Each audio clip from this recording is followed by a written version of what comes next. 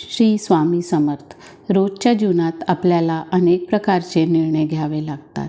काही किरकोळ असतात तर काही महत्त्वाचे असतात. काही निर्णय असे असतात जे घेताना खूप विचार करावा लागतो आणि मनात एक वेगळी भीती असते की आपण घेतलेला निर्णय आपल्या कुटुंबासाठी व आपल्यासाठी योग्य असेल का. जेव्हा मन व मस्तिष्क दोन्ही गोंधळलेले असतात तेव्हा श्री स्वामी समर्थचं आवाहन करून कसा निर्णय घ्यायचा याचे 4 प्रकार या व्हिडिओमध्ये दिले आहे.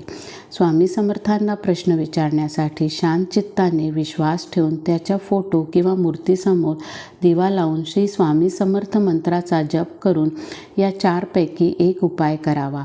चिठ्ठ्या टाकणे हा एक पारंपरिक मार्ग आहे, पण तो पूर्णपणे तुमच्या विश्वासावर अवलंबून आहे. 2 कागदाच्या चिठ्ठ्या करा.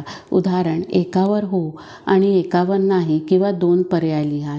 त्या स्वामींच्या चरणाशी ठेवा आणि प्रार्थना करा. त्यातील एक चिठ्ठी उचला. जे उत्तर येईल तो स्वामीचा आदेश आहे. स्वामी चरित्र सारामृताचे वाचन. अनेक भक्त आपला प्रश्न मनात धरून श्री स्वामी चरित्र सारामृत या ग्रंथाचे वाचन करतात.